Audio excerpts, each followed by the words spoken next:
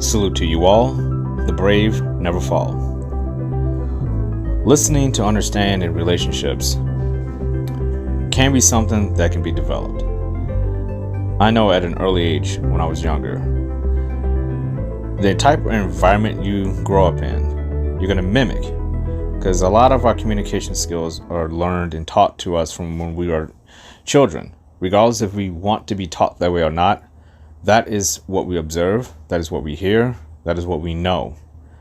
Which is why in relationships, a person who has a good relationship with their mother and father may communicate a lot better than someone who had a broken family, or someone's one of the two parents had a bad way of communicating with the other. So you look at things and you say, okay, that's normal. Everybody's parents must be like this. They're either good communicators and everybody's parents are like this, or they're bad communicators and everyone's parents are like this. And then there's that gray area which makes up everyone. Everybody has a different combination of how they were raised, what their parents did in front of them, maybe not even have any parents at all.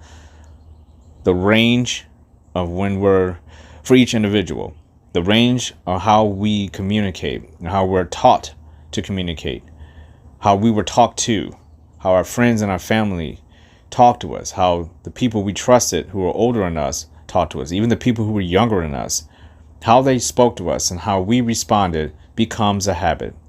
It becomes discipline. It becomes you. Or you believe it becomes you. Who says that you can't change any of that?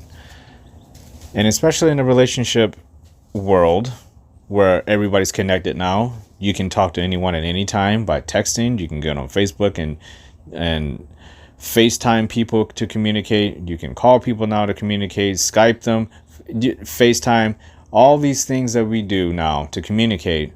You would think that people would communicate better because we're communicating and interacting with so many different people. But in some ways, that type of communicating, being able to communicate and say whatever you want to say and get away with it, is not a good thing. We've all been in exchanges with people where we felt like we weren't being heard, regardless if we thought we were right or wrong.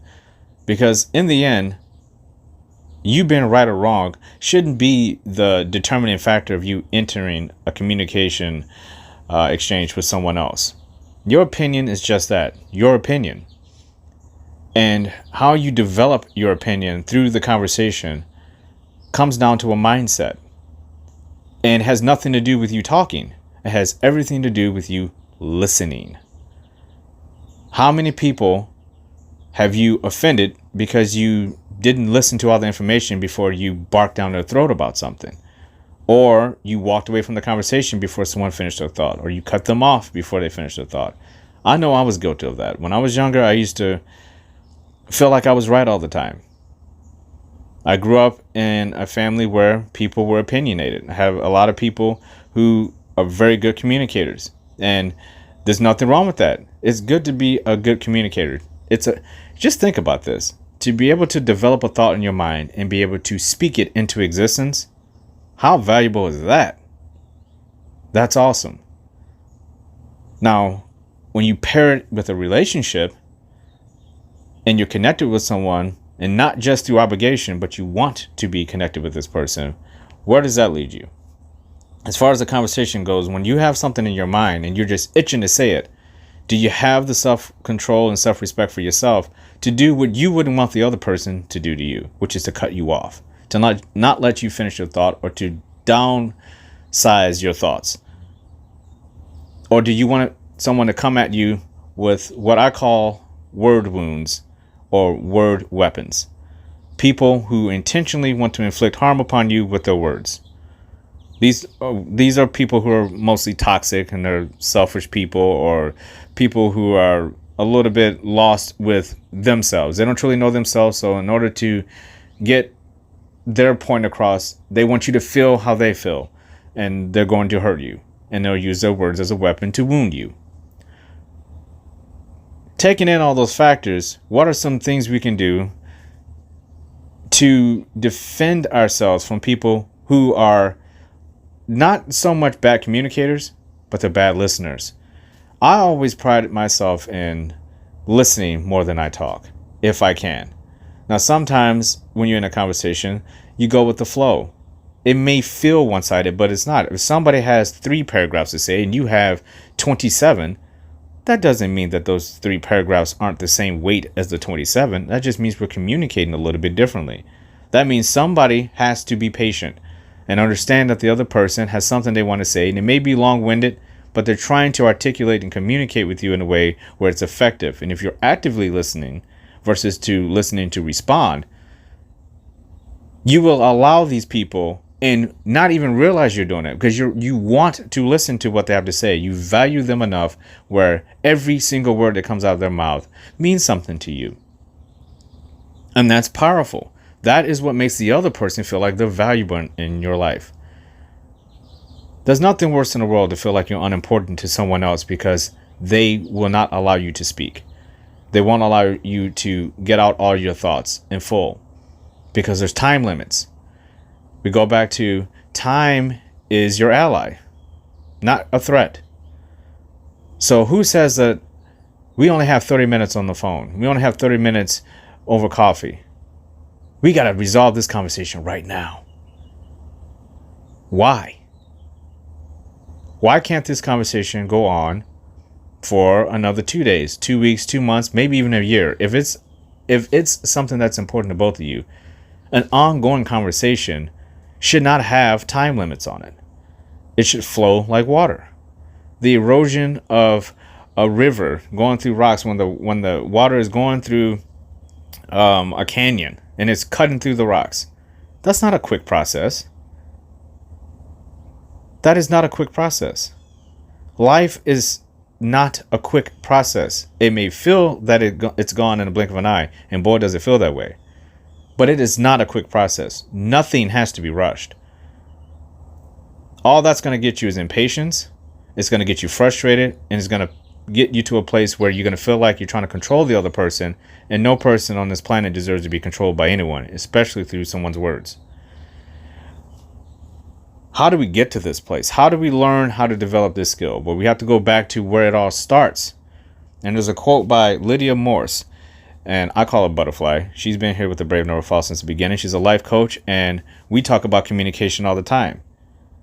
She says, "We form such bad habits around listening that begin in our childhood. We want to be heard and understood. But adults and other children do not give us the opportunity. So we form defensive ways to make sure we get our points across.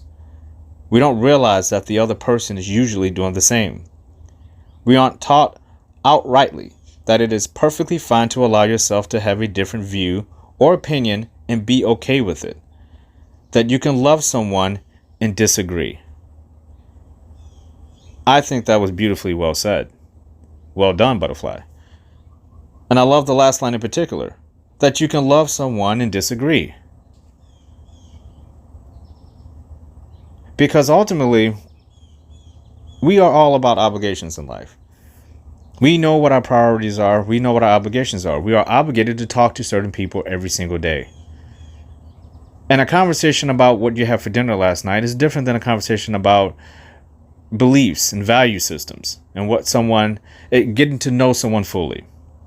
That's tough. In a relationship where two people are trying to understand and get to know each other, communication and how you communicate is so damn important that it is essential that you understand that you two have the ability to communicate before you even really get started in a relationship.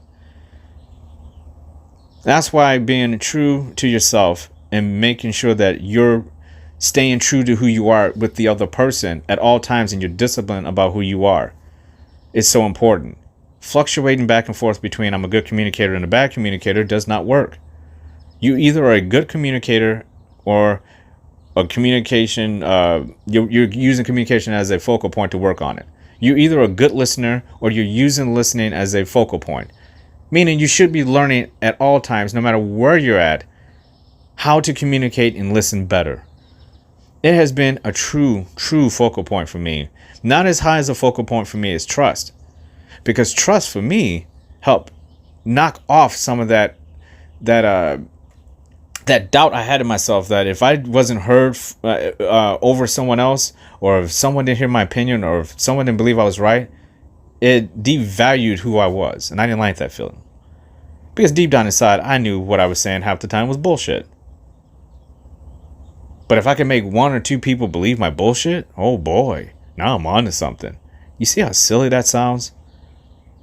It's silly. It's laughable to think that you can try to convince someone of your bullshit when you don't even believe your own bullshit. So I found, you know what, Michael? Maybe you should stop talking and start listening. That changed everything. Because now I am not listening to respond. I'm just listening because I want to understand the person in front of me. And I realize the value in it because I get to learn. I get to learn points of views from people, whether I agree with them or not.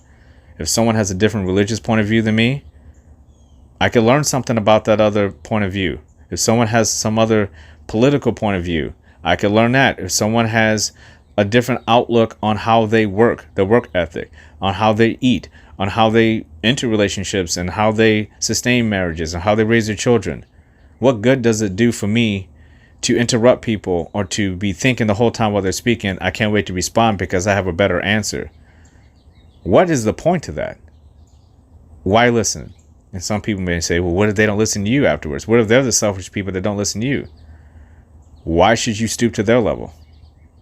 Why should you stoop to the level of someone who doesn't communicate well because you're communicating well to them and it's not fair, quote unquote? Nothing about life is fair. The only thing fair about life is that it's fair. It's unfair to everyone.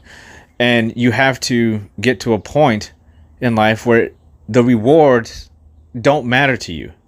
You're not communicating with someone because you want something in return. You're communicating with someone because it's natural and it's what you're supposed to do in that moment. There is no reward. You may listen and not be able to speak a single word. That's fine. But when the other person says they don't know you, well, then you can point back, hey, listen, I listen to you a whole lot. I communicate with you well. You're not really listening to me all that much. And there is the dichotomy and there is the tension in the relationship at that point. Being defensive is one of the strongest things in communication that can put a wedge in between you and someone else. And I was super defensive when I was younger. Super defensive. I was ready to bark at someone every single time somebody came at me with something that especially if I knew that they were onto something. If somebody had me and they were like, hey, I'm like, well, how am I going to get out of this situation? I know, let's get defensive. Let's be hurtful. Let's start using word weapons and start causing word wounds on this person. Let me start saying all this shit that I know I'm going to regret 5 minutes after I'm done talking. But in the moment, I have to keep this power. I have to keep this situation on my side. I have to be in control. I have to manipulate this situation so I get out of this looking good. Who gives a shit what this person thinks? Whether they're right or wrong either. Maybe that doesn't mean that the person you're talking to isn't full of shit themselves. A lot of times they are. But a lot of times they aren't either, right? That's why we have balance in life. That's why it's important to listen. How are you going to know if someone's full of shit or genuine if you don't listen? I had to learn that. Once I learned that, it started changing me in a big way. Because the more I listened, I started realizing you're learning more. You're learning. I've always had empathy and compassion for people. It broadens that. It makes it grow. Because now all of a sudden, every time you listen, the more you do it and it becomes discipline, you look forward to listening. You don't feel like you have to talk. And then to put the exclamation point on my listening and communication was when I discovered Tao. And the Tao religion is all about listening. That you give your ears and you don't take anything in return. You don't have to. You're helping people by listening. And I realize it is a very, very powerful tool that I have, and it's led me to life coaching. Because the ability to listen offers you something that a lot of people won't get from other people. They can walk up to you and say, hey, how's it going? How are you doing? How are you treating life? How are you feeling today? And you let them go. When they want you to speak, if there's something that you need to say, you say it when you need to say it. And if this person or these individuals, if you're in a group, if this person or these individuals come to you and they say this and they get everything out and they feel like they're satisfied in it, guess what they're going to do in return? They're going to listen to you, because they know instantly how good it felt to be listened to themselves. And if they don't listen to you, guess what? If it happens too many times, you can respectfully decline the conversation, because just it's different to be a coach and be paid to listen versus listen out of obligation. Your time is valuable. You don't have to listen to everything everybody says either. If somebody's coming at you every day and they're coming at you in a way where the conversation is not going to go well, and you know it's not going to go well before it even starts, why even enter the conversation? It's called self-control and self-respect for yourself. You don't have to enter any conversation that you know is going to end up toxic before you even get through the first couple minutes, or you believe that the person is shifting the conversation all the way to their side and you've been left with scraps. That is not a fair, balanced conversation. It's okay to disagree, but how do we get past the yelling? How do we get past the scolding? How do we get past the word weapons? How do we get past the word wounds? How do we get past the resentful statements? How do we get past the defensiveness? How do we get past the point where you're just waiting to respond and react to everything that someone says without listening to what the other person says? Just think about it. If you're going to jump on someone and not listen to anything that they say, what is the point of entering the conversation in the first place? You could literally just stand in your room and argue with yourself out loud and shout and scream and do whatever you want, because you're not getting anything out of the conversation, because you've already made up your mind you're right. And the other person definitely is not going to get anything out of the conversation, because they can't even get a word in edgewise, or they're not being heard fully to begin with. Even if you sat there and let them say every single word, in the back of your mind you're thinking about, I can't wait to end this conversation. I cannot wait to go do something else. He is so wrong. She is so wrong. I am so right. And then to get done, you say, okay, that's not good communication either. Communication is about rapport. A healthy, balanced, fair rapport with the other individual.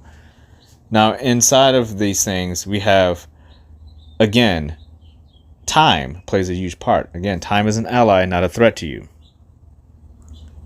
So when we're in these relationships, especially relationships where there's love involved, there has to be a different level of relationship communication than it is if you're just talking to your best friend. There is a little bit of a difference. I try to keep it all balanced, but it's very difficult to do that when emotions are involved and you feel like you've been unheard by somebody that you deeply respect and you value, and vice versa. In a relationship where there's sex involved and intimacy and private time, where the man has to play his role, the woman plays her role, depending on what you think about in society, there's all different types of roles and the way people think men should be. Some people think men should be very gentle. Some people think men should be very tough and in control of everything. But really what it comes down to is sexual polarity and how men think versus how women think. Because we are not the same. If we did, everybody would come out with, a vagina and a penis, and we would all just walk around and say, hey, but that's not the way it goes. Women have their parts, men have their parts, and we're different for a reason. And men usually think logically in relationships. Women usually think emotionally in relationships. They feel more. Men think more. Which is why a good team can get through shit together extremely well. A good partnership, when the woman's feeling and also thinking. It's not like women don't think and men don't feel. It's just men tend to think more logically, where women feel a little bit more emotionally. And there's nothing wrong with that. I think a good blending of that, and again, good communication, a man can learn how to feel a little more, and the woman can learn how to logically get through these conversations a little more, because you know how the other person is approaching the conversation. Therefore, there's no hurt involved. There are no word weapons or word wounds coming out of these conversations, because you already know my man is coming at this a little more logically than I am. And he knows my lady, my beautiful woman, is coming at me with a little more emotion than I probably am. So it's important for me to listen to her and listen to her emotions, let her get them out. And she has to be willing to listen to him and his logic and his thinking. And regardless if the person believes that the other person has been unreasonable, maybe super reasonable, The important thing is to have a healthy dialogue. So at the end of the dialogue or the ongoing process of the dialogue, you're able to form a bond, a partnership out of mutual respect and alignment of each other, regardless of how you feel about the topics. It allows you to continue the process, because once yelling gets involved, once foot stomping gets involved, once name calling gets involved, when all that gets involved, the conversation no longer is ongoing. It has been halted. But you decided, you know what? We're not on the road anymore. Let's take the car and run it down the hill. The car is still going forward, but we're going down a freaking hill, slamming into trees and boulders and rocks, and we're going to land in the river. We're going to land in the river, and we're going to get out, and we're still going to be shouting, dumping each other's heads under the water. That's not a healthy conversation. That is a toxic conversation. That is a conversation that will lead you straight to a breakup, a divorce, infidelity. It will lead you to show your kids, your children, a bad example of how to parent, how to communicate as parents. It does not endorse a warm, loving environment. In fact, quite the opposite. It produces an environment that is very toxic, and you're instilling into your children right at that point, if your children are around, or even your friends or anyone, that you are not capable of being in a relationship because you do not know how to communicate. And there's no way around it. If you're a good communicator and a good listener, and you're in a relationship with somebody who's a bad communicator and a bad listener, doesn't matter how good of a communicator and listener you are, that relationship is going to end. Because out of respect for yourself, and especially if you have self-love, you're going to get a little exhausted with the process of entering conversations with people and not feeling like you've been heard, but you're giving everything you can to hear and listen to the other person. Defensiveness is a shield. It protects people, right? That is the whole point of having a shield, is to defend yourself against an attack. But what happens when you have the shield and you're attacking yourself from people who are handing you flowers? You're putting up a shield against people whose intentions is to give you a hug. That defensiveness, and again, I can speak on this, I had defensiveness against everyone because I viewed everyone as a threat because I didn't trust myself. I felt like I was not a good person. I felt like, and I knew that I was unreasonable and I was an asshole. And I knew that about myself. So what do? We project what we feel about ourselves. How we look to other people is how we feel internally. How we look externally is how we feel internally. So if I feel like an asshole internally, how do you think that's going to make me look externally? Makes me look like an asshole. And guess what? I manifested that right into my life because everybody did think I was an asshole. And I was an asshole because of it. As a result of me believing I was an asshole, I created an asshole. And out of that, I became very defensive. I thought, okay, I'm not sure. This is the key point here, is that at the time, I didn't know this. I didn't know that I felt like an asshole, that I knew I was an asshole, and that I was projecting asshole to everyone else. This is after I woke up and realized I needed to work on myself. At the time, I thought I was right. And then I started thinking, after I needed to start working on myself and I started learning how to communicate, wait a minute, what was the common denominator with all those freaking arguments you were in? What was the common denominator in all those bad relationships you were in? Those bad friendships that ended? What was the common denominator? Who was the common denominator? It was me. Extreme ownership had to be taking place for me to move to a point where I could communicate effectively. Because I knew in all those conversations, I started to go back on them. And there's an exercise that I use, and I've talked about this a lot in the Brave Never Fall, is taking a memory that you've had, taking an experience or a situation that you had that is starting to trigger fear and anxiety and depression and all types of feelings in you. And you go back to that memory, that situation, whatever that was, that problem, that struggle was that you were going through, and you actively in your mind start to change things about it and rewrite the story in a positive way. You actively go back and you rewrite the story in a positive way. You replay the story differently in your mind once you start to get triggered by it. And I would think about these things. I'm like, oh, this argument keeps popping in my head. I gotta deal with this shit. I cannot keep on thinking about all the things that I regret and all the things that I just resent about what I did in the past and how I talk to people. I have to figure out a way to get over this because it's haunting me in my dreams. It's haunting me at night. I can't sleep. It's giving me anxiety. It's freaking me the fuck out. And how I dealt with it was I had to go back and start changing those situations. And I remember thinking to myself, wow, you're sitting here feeling like these conversations and these things that happen in your life were attacks upon you. But the problem is that it had nothing to do with the other people. The things that had to change when I go back and change those things is the way I communicated, how I dealt with the situation, the times that I should have walked away, the times that I should have told the truth, the times that I shouldn't have manipulated and tried to control people, the times that I should have went a little bit harder at understanding people who deserve the right for me to be understood, to be more patient and understanding with people who deserve that right, to jettison the people who had no business being in my life and communicating with me at all. I had to go back and change all those things.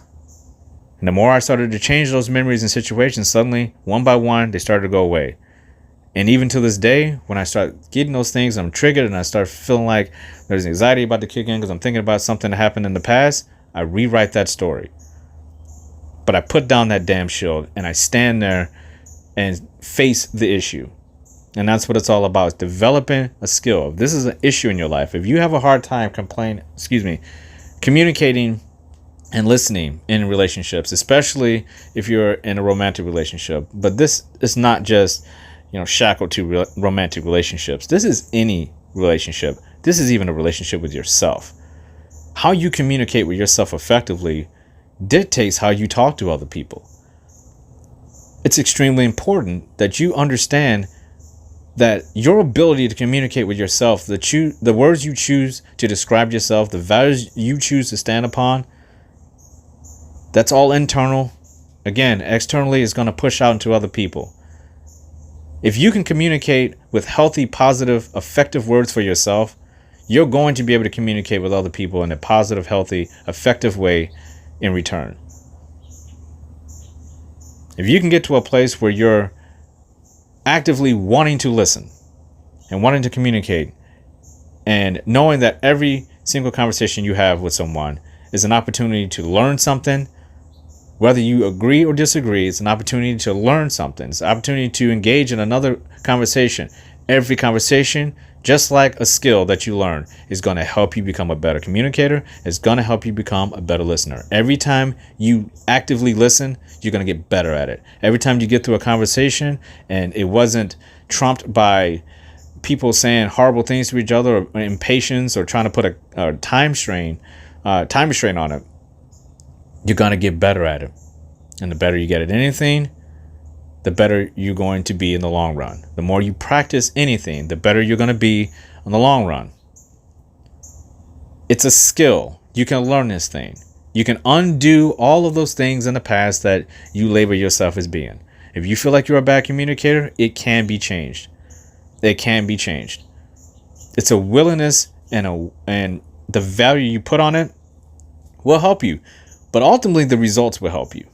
Once you start just listening, it's really simple. Just don't talk. I don't care if you're on the phone, you have to press the mute button and you're talking anyway. Don't allow that other person to hear you speak. And look at the difference in how they communicate with you versus you trying to cut them off. You just biting at the bit, trying to hurry up and get through what they have to say so you can get to what you have to say. Shaking your head and dismissal as if everything they're saying is wrong and you're absolutely right. Those are all negative things in a conversation. Ask yourself a question. If you enter any conversation, do you want the conversation to be positive or negative? If you raised your hand and said you wanted to enter a conversation and you wanted the outcome and the whole process to be negative, wow. That's like saying, I'm going to cook some food tonight and I hope it tastes like shit. I'm going to order a drink at the bar and I hope it tastes like piss. It's just no reason in the world why you should want to enter a conversation with someone and actively know on your end there's going to be some negativity here. And you guys say, well, isn't a disagreement negativity? A disagreement is not negativity. A disagreement is a point of view that two people can share with each other and have smiles on their faces. Negativity doesn't work that way. It doesn't work that way. Again, it's what's the value that you put on any conversation you have with anyone? And what are the limits you're willing to go to have the conversation? There's certain people in your life who warrant a longer conversation, especially if it's someone, again, like a family member, a friend, or a coworker. It is essential that you figure out how to communicate with these people because you have to interact with them all the time. The people you don't have to interact with, I find that those are the people you need to listen more to.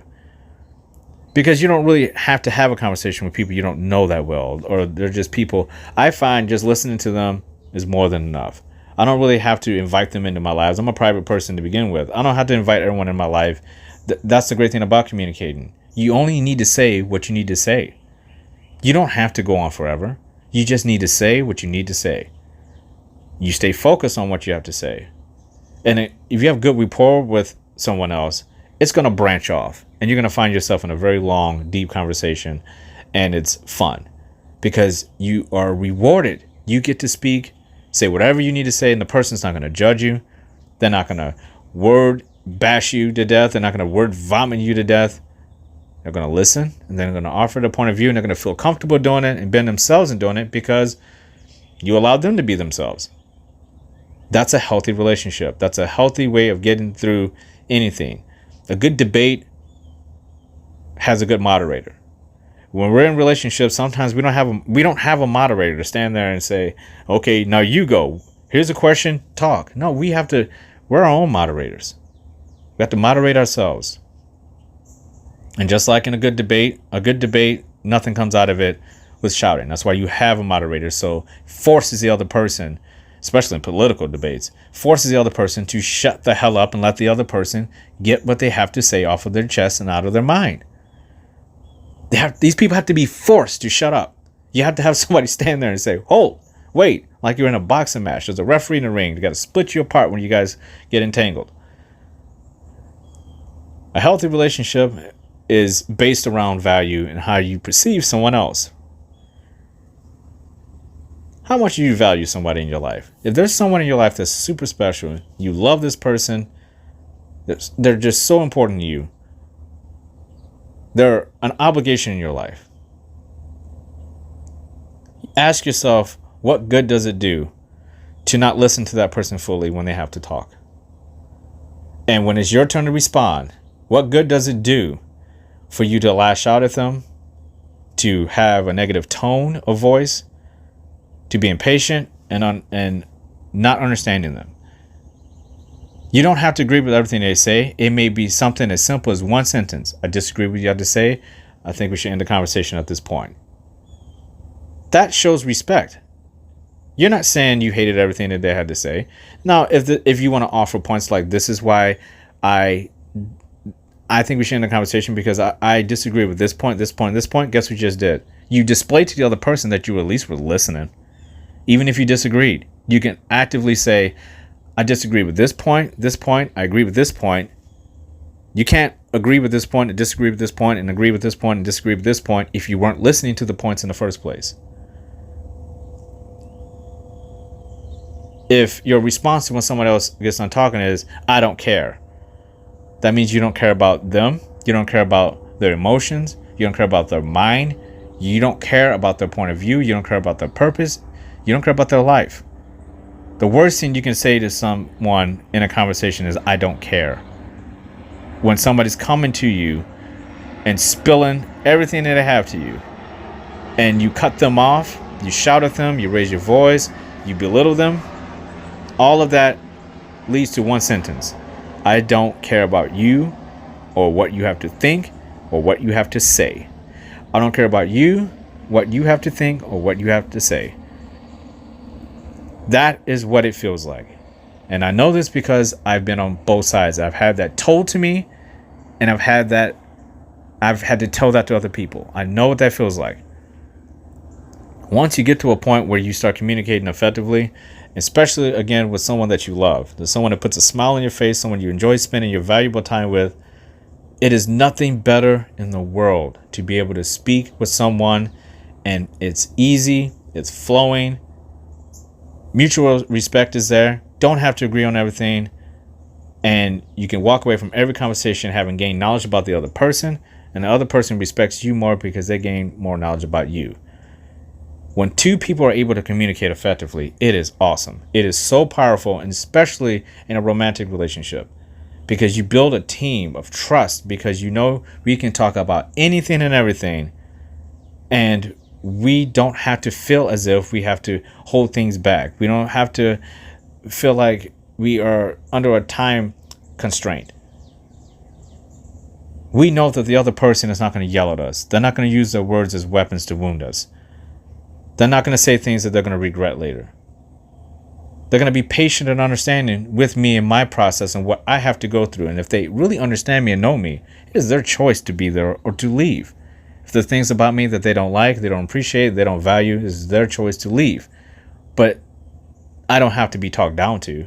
I don't have to be yelled at. I don't have to be screamed at. I don't have to be put in a situation where I feel like I can't speak or speak my mind, or I have to speak extremely fast to get all my information out because I know at any moment I could be cut off. A powerful team speaks effectively. It's just like a business. If there's a boardroom meeting, everybody has to have their chance to speak and to be heard. And not only do they need to be heard, but they need to be actively heard. They need to be heard in a way where someone can recite back to them what they just said. Because that puts confidence that the other person is listening. Why speak to someone if you are not confident that they're even really truly listening to what you have to say? Or they hear it and dismiss it immediately without even giving it any contemplation whatsoever. That's not a healthy relationship. Could you imagine working for a job where your boss comes in and talks to you, gets nothing from you, learns nothing from you, leaves the conversation making you feel like a piece of shit? I've been in that before, and I've had to leave those jobs because it's not a healthy way of communicating. And often, yes, people are going through things. That doesn't mean people won't have moments of frustration where they erupt and they burst into anger. We all do that. I'd be dumb to say I'm not going to ever get into a fit of anger and say something that I don't mean, or say something that I'm going to regret. Most likely I'm going to do that someday, but it will be for a good reason. And it is not my goal to do that on a consistent basis. And in fact, one of the things I pride myself on in the last few years, my arguments used to be once a day with someone. Arguments, full-blown arguments. Now I can't even count to 5 how many times this happened in the last 3 years. I just don't argue with anyone. I don't get into bad conversations with people. I try to give people patience and understanding, but if the conversations start to be one-sided for too long, then I move on in my life. Because I respect and love myself too much to kind of be caught up in some relationship with a friend, a coworker, or even a romantic relationship where I feel disrespected because I'm doing all the listening and communicating in a positive way, but I'm not getting that in return. Communication for me is huge. It's just as important as trust in a relationship. You can't trust someone if you can't communicate with them. And I learned that the hard way. It ended up me having a divorce because I wasn't able to communicate properly. Doesn't mean that it was all my fault. But again, the common denominator in anything that happens in your life, fairly or unfairly, you were still present and you still had a part to play. And there was always something you can do differently to perhaps change the outcome in a positive way, at least for yourself, so you can hold your head up high and know that you did all that you could. And a message to men out there.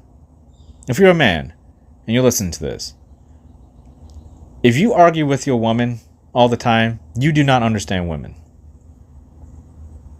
You do not understand women. A man who understands women doesn't argue with them. He communicates effectively, he listens, he understands, he empathizes, and he makes an alpha male choice to be able to leave the conversation or leave the relationship without hurting the other individual. She doesn't deserve that from you, even if you believe she does. Women, you have to understand that not every man is the same. What happened in your past is not something that happens now. Every person you meet is not an asshole. He's not an alpha male bully who's trying to control and manipulate you. You have to allow him to think freely. You have to allow him to be able to communicate and articulate his words freely. It may be long-winded, it may not make much sense, but it makes sense to him. He's trying to make sense of it. You have to be patient with him. You have to see the value in him. Sexual polarity in those romantic relationships. When you have friendships, just because someone's your friend doesn't mean they're your family member. You're not obligated to make sure that this person is attached to your hip for the rest of your life. Because honestly, most family members aren't even like that. We are all individuals. We all make, a family member may come out of the same womb as you, but you guys are both living your own lives. When we're in these relationships, we cannot shackle ourselves to obligations out of people we see every day just because we feel we have to. Because we always have a choice. And for me is, if I can't get completely away from you every day, I'm going to limit my valuable time with you. If you can't communicate with me and I know I have to see you, if you're a family member or a really good friend, I'm going to limit my conversation and my time with you. Because I could be gaining it with communicating with someone else who's much more effective that I could learn from and be heard from. And that's the point right there is I'm trying to make. Bad communication and bad listening does lead to people splitting apart and makes people make bad decisions on that part as well. So if someone in your life isn't communicating well and they're not listening well, that doesn't mean you turn and run for the hills. You give them the opportunity to try to improve. You voice your opinion, but after a while, you have to say, I have to let you go. Can you meet me at the airport? Meet me on the tarmac. Here's a parachute. Let's get on the plane. See you later. Take a jump. When you're ready to work on yourself and communicate with me and actually listen to me the way I'm doing it for you, when value is equal, we're aligned, and you're investing in me the way I'm investing in you, then we can start having these conversations again. When you jettison someone, that doesn't mean they're out of your life forever. It just means you're letting them know, hey, listen, there's things that are going on in my life that I'm not aligned with you, and I'm being respectful of myself. And I'm choosing to walk away, and I'm going to mean it when I walk away. And it's up to you to value me as a person or say, you know what, I'm walking away too. Guess what? Even that's good communication. But why get to that point? Why get to that point? Relationships are about love in any capacity, whether it's a friend, a coworker, a spouse, a relationship.